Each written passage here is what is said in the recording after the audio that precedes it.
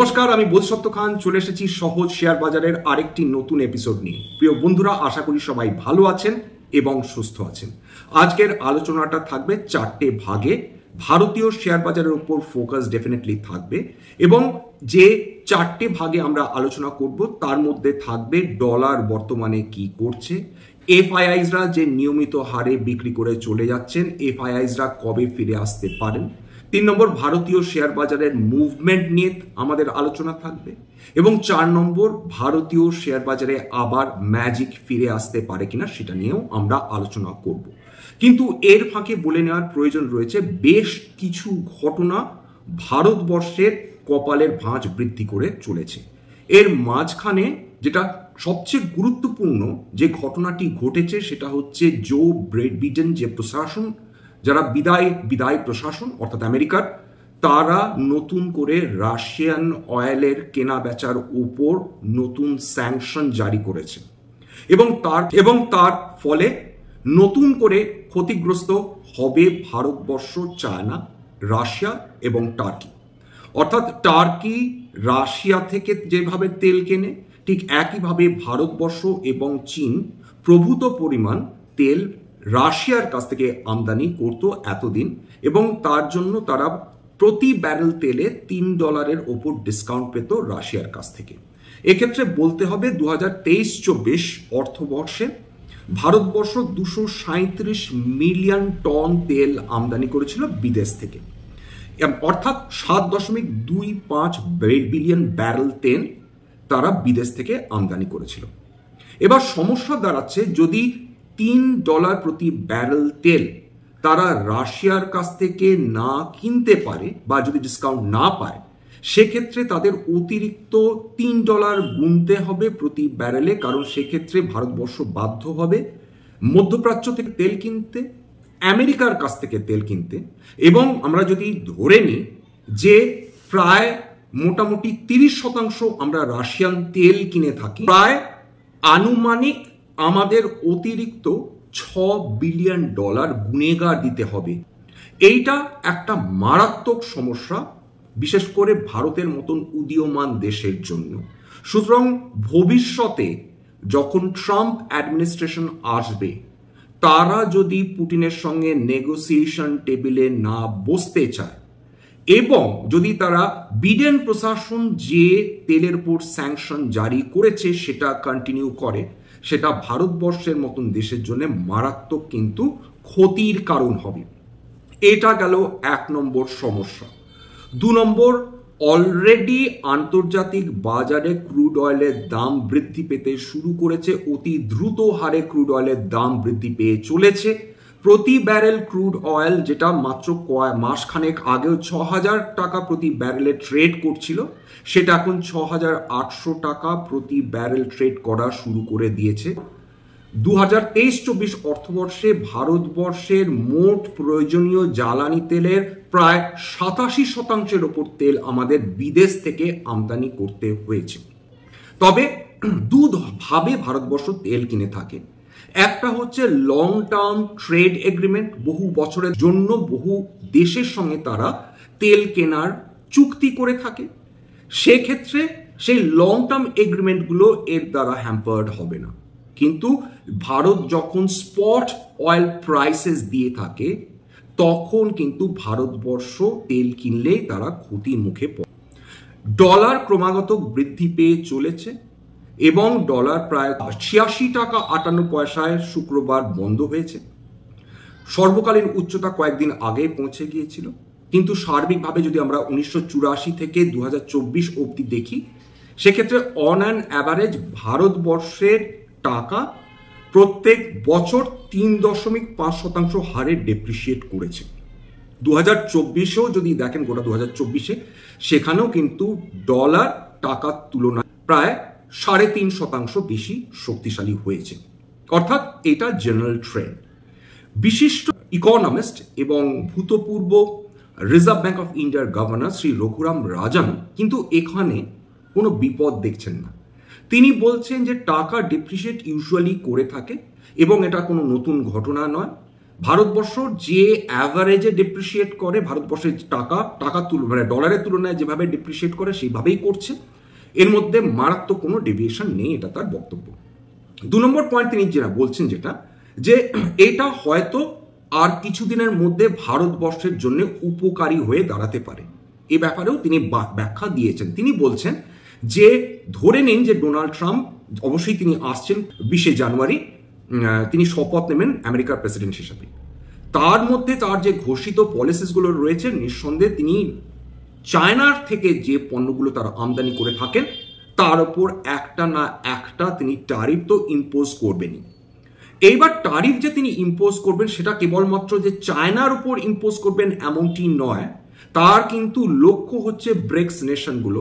সেক্ষেত্রে রাশিয়া রয়েছে, ব্রাজিল রয়েছে, ভারতবর্ষ রয়েছে, সাউথ আফ্রিকা রয়েছে, এবং তিনি বলছেন ট্রাম্প কোনো না কোনোভাবে ভারতীয় যে পণ্যগুলো যেগুলো রপ্তানি করা হয় আমেরিকাতে, তার ওপরও যে কোনোভাবে তিনি কিন্তু পণ্য বসাবার চেষ্টা করবেন। কারণ রঘুরাম রাজনের বক্তব্য অনুযায়ী ট্রাম্প প্রথমে একজন ব্যবসাদার, তারপর কিন্তু আমেরিকার প্রেসিডেন্ট। সুতরাং তিনি যে কোনো যেন তেন প্রকারণে আমেরিকার ব্যবসাগুলো যাতে উপকৃত হয়, তাদের অর্থনীতি যাতে উপকৃত হয়, তার জন্য কিন্তু তিনি চেষ্টা করবেন যাতে বিভিন্ন দেশগুলোর পণ্যের ওপর অতিরিক্ত ট্যারিফ বসানো যায়। অর্থাৎ ভারতবর্ষের ওপর যদি তর্কের খাতিরে ধরে নিই যে আমেরিকার প্রশাসন তারা ট্যারিফ বসাচ্ছে, সেক্ষেত্রে ভারতবর্ষের মুদ্রা যত বেশি ডেপ্রিসিয়েট করবে, সেক্ষেত্রে মানে ট্রাম্প প্রশাসন যদি ভারতের এক্সপোর্ট কোম্পানিগুলোর ওপর ট্যারিফ বসান, অর্থাৎ তাদের প্রোডাক্টসগুলোর ওপর ট্যারিফ বসান, সেক্ষেত্রে সেটাকে অফসেট করবে ভারতবর্ষের ক্রমাগতভাবে ডেপ্রিসিয়েট করে যাবার টাকা। অর্থাৎ সেক্ষেত্রে ডলার যত বেশি শক্তিশালী হবে, ট্রাম্প যদি ট্যারিফ বসাতে থাকেন, সেক্ষেত্রে সেই ক্ষতিটা পুষিয়ে যাবে বলে ডক্টর রঘুরাম রাজনের বক্তব্য।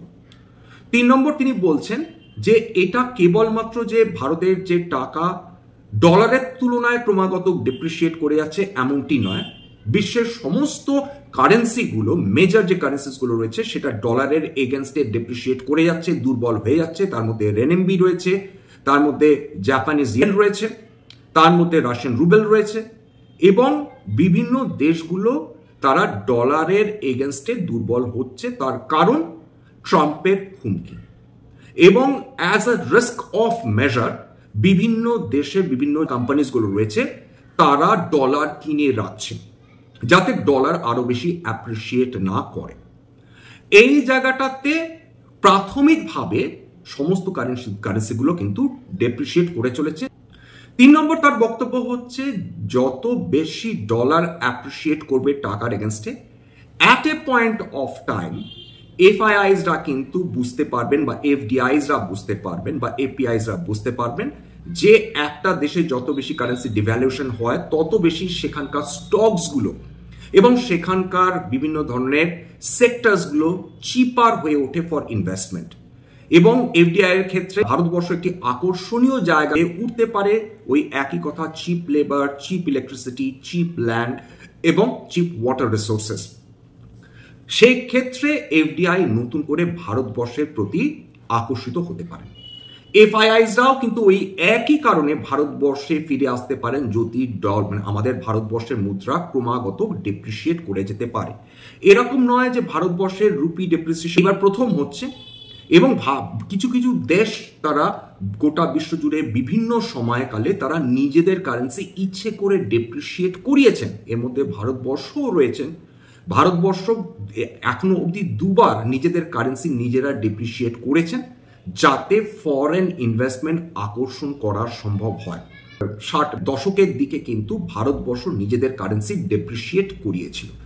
সুতরাং এটা অসম্ভব নয় যদি ভারত সরকার সিদ্ধান্ত নেন যে তারা নিজেদের কারেন্সি তারা আরো ফার্দার ডেপ্রিসিয়েট করবেন। সেক্ষেত্রে কিন্তু এই সমস্ত বিদেশি বিনিয়োগকারীরা নতুন করে ভারতবর্ষের প্রতি আকর্ষিত হতে পারেন। এবং বর্তমানে ডলারের যে চাহিদা রয়েছে, একটা মেজর কারণ যে ডোনাল্ড ট্রাম্পের হুমকি, সেই হুমকিটা উপেক্ষা করা যায় না। এবং তবে সেটা সমস্ত কিছু নির্ভর করছে ট্রাম্প প্রশাসক হয়ে বসার পর তিনি এক্স্যাক্টলি কি কি পলিসি ইমপ্লিমেন্ট করছেন। যদি দেখা যায় যে ভারতবর্ষের প্রতি ট্রাম্পের কিছুটা নরম মনোভাব রয়েছে, অবশ্যই ব্যবসায়িক স্বার্থে, এমনিতে তার নরম মনোভাব কোনো দেশেরই প্রতি নেই, সেক্ষেত্রে ভারতবর্ষ কিছুটা বেনিফিটেড হতে পারে বলে আমাদের ধারণা।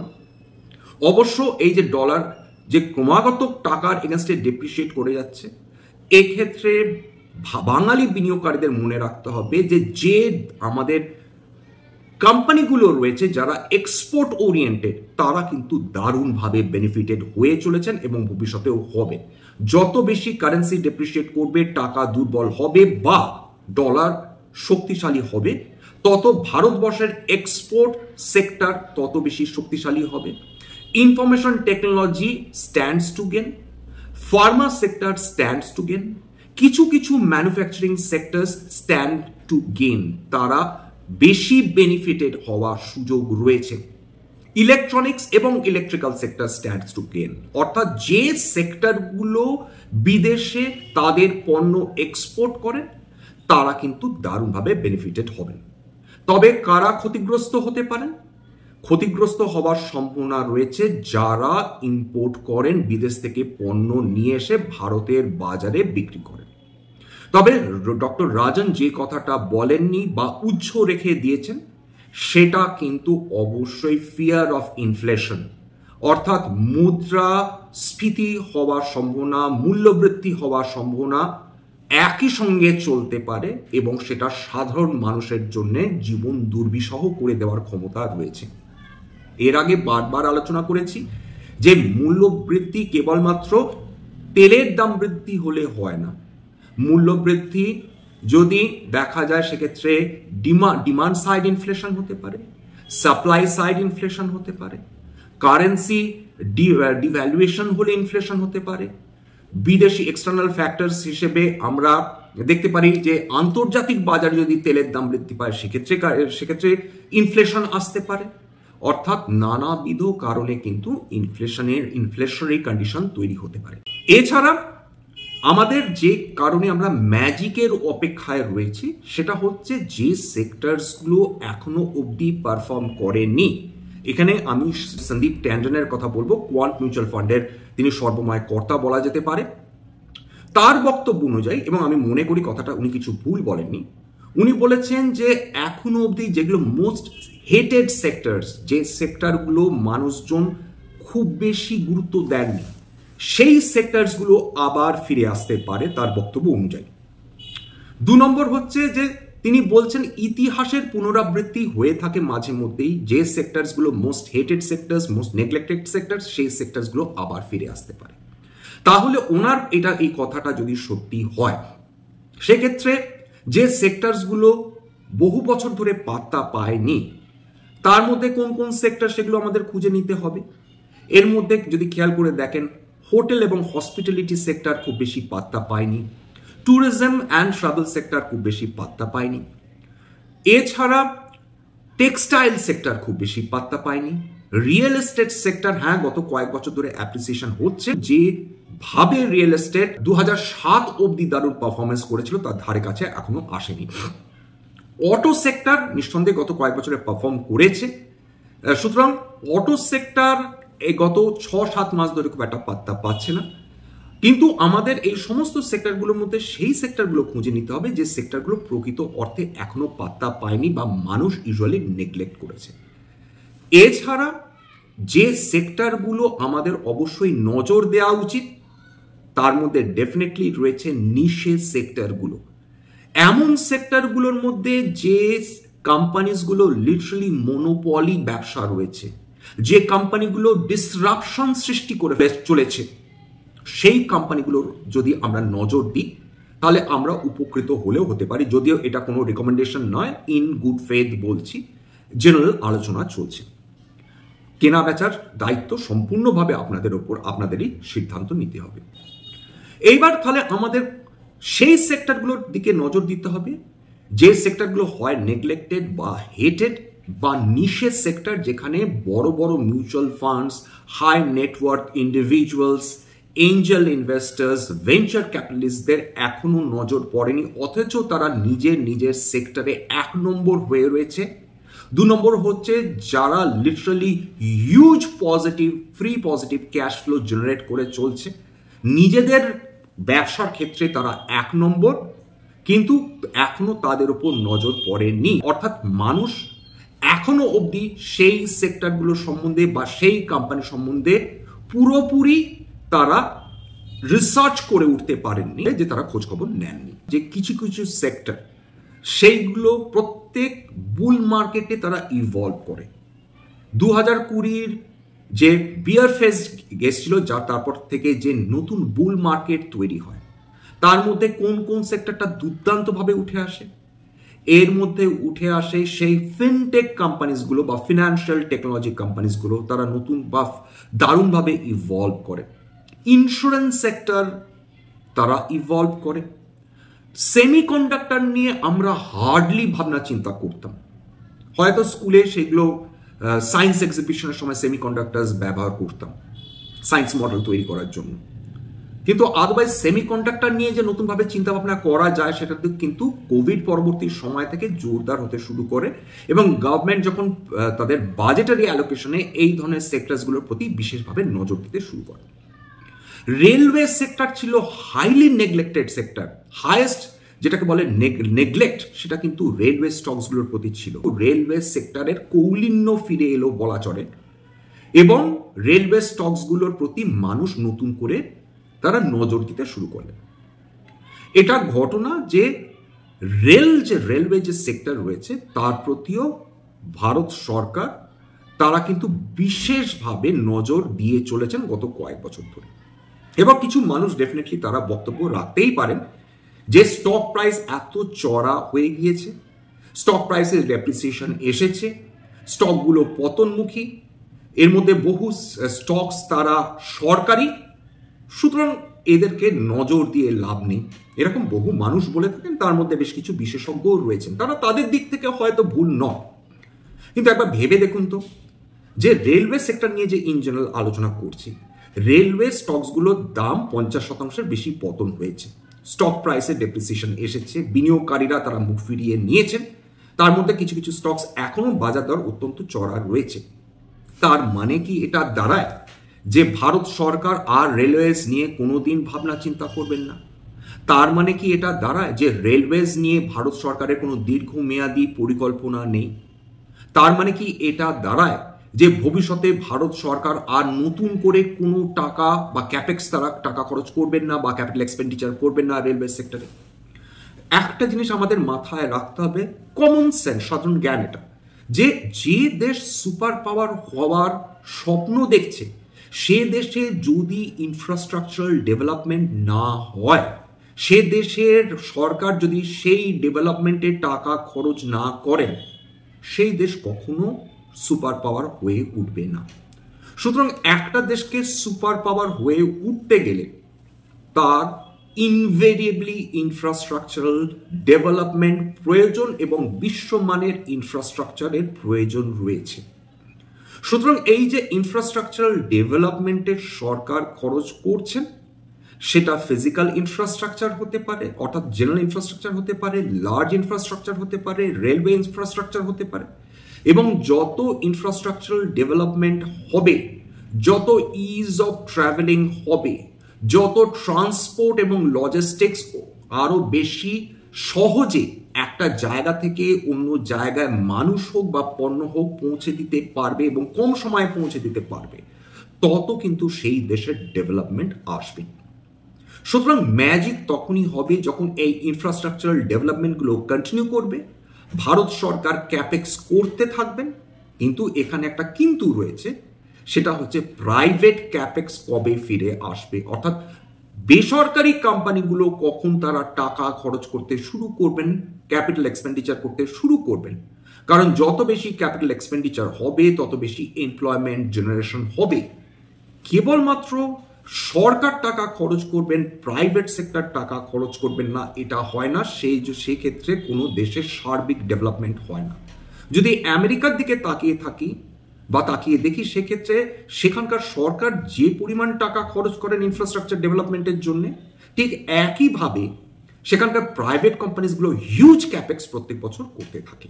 সুতরাং প্রাইভেট ক্যাপেক্স ফিরে আসার প্রয়োজন রয়েছে। তাহলে এইবার চলে আসি ম্যাজিক আর কিভাবে হতে পারে। ম্যাজিক হতে পারে যদি কনজাম্পশন ফিরে আসে, অর্থাৎ মানুষ খরচ করবেন, মানুষ খরচ করলে কোম্পানিগুলোর পণ্য বিক্রি হবে, কোম্পানিগুলোর পণ্য বিক্রি হলে কোম্পানিগুলোর প্রফিটেবিলিটি বৃদ্ধি হবে, কোম্পানিগুলোর প্রফিট বৃদ্ধি হলে বিনিয়োগকারীরা সেই ধরনের যে কোম্পানিগুলোতে তারা বিনিয়োগ করছেন তারাও সেই প্রফিটের তারা ভাগিদার হবে। সেক্ষেত্রে বিনিয়োগকারীরা উপকৃত হবে, শেয়ার বাজারও উপকৃত হবে। কিন্তু সমস্যা যেটা দাঁড়িয়েছে যে এই মুহূর্তে কনজাম্পশন হচ্ছে না। কেন হচ্ছে না এর আগে বারবার আলোচনা করেছি, সাধারণ মানুষ, মধ্যবিত্ত মানুষের হাতে টাকা নেই। সুতরাং টাকা যদি সাধারণ মানুষের হাতে দিতে হয় সেক্ষেত্রে ভারত সরকারকে বা কেন্দ্রীয় সরকারকে একটা সিদ্ধান্ত নিতেই হবে যে কিভাবে তারা সাধারণ মানুষের হাতে টাকা তুলে দিতে পারে। সেক্ষেত্রে নানা উপায় রয়েছে, তার মধ্যে একটা অবশ্যই হচ্ছে কিছুটা ট্যাক্স ছাড় দেওয়া, যাতে মানুষের কাছে কিছু উদ্বৃত্ত অর্থ আসে, এবং সেটা সর্বস্তরের মানুষের জন্য সেই ট্যাক্স ছাড় দেওয়া যারা যেরকম ট্যাক্স ব্র্যাকেটের মধ্যে রয়েছেন, যাতে তারা অতিরিক্ত কনজাম্পশন করতে পারে। ডক্টর রঘুরাম রাজানও এই কথাও বলেছেন যে এর আগে সাধারণ মানুষ টাকা খরচ করতে পারছিলেন না, এখন দেখা যাচ্ছে যে রুরাল ইকোনমি আস্তে আস্তে ট্র্যাকে ফিরে আসছে, কিন্তু যারা ইন্ডিয়া 1 বলে পরিচিত, অর্থাৎ ভারতবর্ষের সবচেয়ে ধনী 1% তারা কিন্তু খরচ করাটা কমিয়ে দিয়েছেন। এইটা একটা চিন্তার বিষয়, কারণ কনজাম্পশন আলটিমেটলি সাধারণ মানুষ করবেন, সেটা 1% মানুষ হোক বা বাকি 99% মানুষ হোক, তাদের উপর বেস করে কিন্তু গোটা ভারতবর্ষ জুড়ে কনজাম্পশন চলবেন এবং সেই অনুযায়ী বিভিন্ন কোম্পানিগুলো উপকৃত হবে।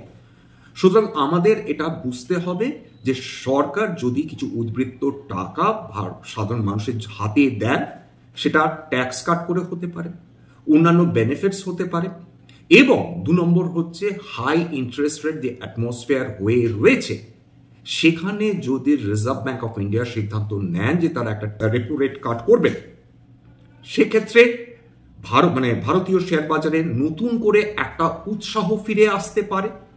সেক্ষেত্রে রিয়েল এস্টেট বলুন, অটো সেক্টর বলুন, সিমেন্ট বলুন, স্টিল বলুন, পেইন্ট সেক্টর বলুন, বা banking non banking financial companies বলুন, ইন্স্যুরেন্স সেক্টর বলুন। ইন্স্যুরেন্স সেক্টর তো গত কয়েক বছর ধরে, যদি আমরা কোভিড পরবর্তী সময়ের 1-2 বছর বাদ দিই, ইন্স্যুরেন্স সেক্টর এখনো শেয়ারকে মারাত্মক পেনিট্রেট করতে পারেনি। 2 নম্বর হচ্ছে ইন্স্যুরেন্স সেক্টরের এই যে অতি কম পেনিট্রেশন জনসাধারণের মধ্যে, তার মধ্যে অন্যতম কারণ কিন্তু যে এই যে নিউ রেজিম ওল্ড রেজিমের মধ্যে যে পার্থক্য, ওল্ড রেজিমের মানুষ যদি বিভিন্ন ইন্স্যুরেন্স পলিসিতে তারা বিনিয়োগ করতেন সেক্ষেত্রে তারা ট্যাক্স ছাড় পেতেন, নতুন রেজিমে সেই ট্যাক্স ছাড়ের কোনো গল্প নেই। সুতরাং ইন্স্যুরেন্স সেক্টরে মানুষ পলিসি কেনার উৎসাহটাই অনেক হারিয়ে ফেলেছেন যারা নতুন রেজিমে রয়েছেন, কারণ সেক্ষেত্রে ট্যাক্স যদি তারা বাঁচাতে না পারেন সেক্ষেত্রে তারা এই ধরনের পলিসিস কেন কিনবেন, কেন তারা ELSS করবেন, বা যেগুলো ট্যাক্স সেভিং মিউচুয়াল ফান্ডসে কেনই বা তারা বিনিয়োগ করবেন। এইটা যদি সরকার অ্যাড্রেস করতে পারেন খুব ভালো হয়। অর্থাৎ আমাদের কিছু জিনিসের প্রয়োজন রয়েছে যেটা কনজাম্পশন বাড়াতে পারে। রেপো রেট কাট করলে ইনভেরিয়েবলি যারা সাইডলাইন্সে বসে রয়েছেন, যারা বাড়ি কিনতে চাইছেন, যারা গাড়ি কিনতে চাইছেন, তারা বা যারা পার্সোনাল লোন নিতে চাইছেন, তারা ডেফিনেটলি এর ফলে দারুণ উৎসাহিত হবেন। মানুষ সেক্ষেত্রে কম তারা সুদ দিয়ে বা কম EMI দিয়ে জিনিসপত্র তারা কিনতে পারবেন, তাদের হাতে সেই দিকেও কিছু টাকা বাঁচতে পারে কম EMI হওয়ার ফলে। এটাও একটা দেখার মতন বিষয় হয়ে দাঁড়াতে পারে। তবে কেন্দ্রীয় বাজেট থেকে সাধারণ মানুষের এক্সপেকটেশনস কম রয়েছে। যদি সাধারণ মানুষের জন্য যদি কিছু করা হয়, কেবলমাত্র সাধারণ মানুষকে না, সার্বিকভাবে শেয়ার বাজারকে উৎসাহিত করে তুলতে পারে। বাজার কোন দিকে যাচ্ছে? বাজার কিন্তু ট্রাম্পের শপথ গ্রহণের জন্য অপেক্ষা করছেন। 2 নম্বর ডলার কোন দিকে যায় তার জন্য অপেক্ষা করছেন। 3 নম্বর যদি ট্রাম্প কোনো ধরনের নতুন রেস্ট্রিকশনস ইম্পোজ করেন বা ট্যারিফ ইম্পোজ করেন। 4 নম্বর Q3 রেজাল্টসগুলো কেমন হচ্ছে সেটা আমাদের নজর রাখতে হবে। যদি দেখা যায় যে Q3 রেজাল্টসগুলো মনোমতো হচ্ছে না, তেলের দাম কমছে, ডলার ক্রমাগত অ্যাপ্রিসিয়েট করে যাচ্ছে, FIIsরা ক্রমাগত যদি বিক্রি চালিয়ে যায়, সার্বিকভাবে সেক্ষেত্রে ভারতীয় শেয়ার বাজার নার্ভাস হয়ে উঠতেই পারে। এবং যদি বাজেট মনোমতো না হয় কর্পোরেটসদের বা সাধারণ মানুষের ক্ষেত্রে বা বিনিয়োগকারীদের ক্ষেত্রে, সেক্ষেত্রে মানে বাজার কিন্তু বিষণ্ণ বা বিমর্ষ হতেই পারে। এর উল্টোটাও হতে পারে যদি সরকার কিছু ট্যাক্স বেনিফিটস দেন সাধারণ মানুষকে, যদি রিজার্ভ ব্যাংক অফ ইন্ডিয়া তাদের মনিটারি পলিসি কমিটি মিটিং এ যদি, এবার সবই কিন্তু ইপস অ্যান্ড বার্স, কোনো ফরওয়ার্ড লুকিং স্টেটমেন্ট দিচ্ছি না, ইন গুড ফেথ বলছি, সেক্ষেত্রেও মার্কেট নতুনভাবে উৎসাহিত হয়ে উঠতে পারে। বর্তমানে বাজার যেন অপেক্ষা করছে, এবং বাজার অপেক্ষা করছে, হয়তো কখনো কিছুটা উঠবে 100-200 পয়েন্ট, হয়তো কিছুটা নামবে 100-200 পয়েন্ট, এটাই আপাতত চলছে। কিন্তু বাজার যে কোনো কারণেই নার্ভাস হয়ে যেতে পারে। ক্রুড অয়েলের দিকে আমাদের নজর রাখতে হবে, ট্রাম্পের বক্তব্যের উপর নজর রাখতে হবে, কেন্দ্রীয় বাজেটের জন্য তো ডেফিনেটলি আমরা অপেক্ষা করছি। যাক, এখানেই শেষ করব। এই ধরনের এপিসোড যদি আপনাদের ভালো লাগে তাহলে আপনাদের একান্তভাবে অনুরোধ করব, প্লিজ সাবস্ক্রাইব করবেন। বহু মানুষ দেখেন, আমার খুব ভালো লাগে সেটা, আমি আপনাদের কাছে কৃতজ্ঞ। কিন্তু তার সঙ্গে যদি সাবস্ক্রাইব করেন সেটা আমাকে আরও উৎসাহিত করবে। একটা লাইক প্লিজ দেবেন, এইটুকু আপনাদের কাছ থেকে অবশ্যই প্রত্যাশা করতে পারি যে প্লিজ একটা লাইক দেবেন। এবং যদি সত্যি মনে হয় আমাদের বাঙালি ভাই বোনদের কাজে লাগবে বা তাদের ইনভেস্টর অ্যাওয়ারনেস বৃদ্ধি হবে, সেক্ষেত্রে আমি কেবলমাত্র অনুরোধই করতে পারি, প্লিজ নিজের গ্রুপে শেয়ার করে দেবেন। স্ট্যান্ডার্ড ডিসক্লেমার সেই অর্থে কিছু নেই, কিছু সেক্টরস নিয়ে আলোচনা করেছি, হতে পারে সেই সেক্টরসগুলোতে আমার বা পরিবারের কোনো কোম্পানিতে বিনিয়োগ থাকলেও থাকতে পারে। নতুন করে যদি কিনি বা বিক্রি করি তাহলে আগাম বিজ্ঞপ্তি দিয়ে কিনতে বা বিক্রি করতে পারবো না। স্ট্যান্ডার্ড ডিসক্লেমার, এটা কেবলমাত্র একটা এডুকেশনাল চ্যানেল বাঙালি বিনিয়োগকারীদের ইনভেস্টর অ্যাওয়ারনেস বৃদ্ধির জন্য। এখানে কোনো ধরনের শেয়ারের buy sell recommendation, suggestion, advice বা পরামর্শ দেওয়া হয় না। আমার কোনো এপিসোডে আমি যদি কখনো কোনো স্টক নিয়ে আলোচনা করে থাকি, কেবলমাত্র ফর ইলাস্ট্রেশন পারপাস বা অ্যাজ অ্যান এক্সাম্পল, আমার কথা শুনে যদি আপনারা কোনো শেয়ারের ব্যাপারে বাই সেলের সিদ্ধান্ত নেন, সেক্ষেত্রে আপনারা ক্ষতির মুখোমুখি হতে পারেন। সুতরাং সবসময় একজন সেবি রেজিস্টার্ড ইনভেস্টমেন্ট অ্যাডভাইজারের পরামর্শ নেওয়ার চেষ্টা করবেন, সেক্ষেত্রে আপনারা উপকৃত হলেও হতে পারেন বা নিজের ডিউ ডিলিজেন্স করে নেবেন। সুস্থ থাকবেন, নমস্কার।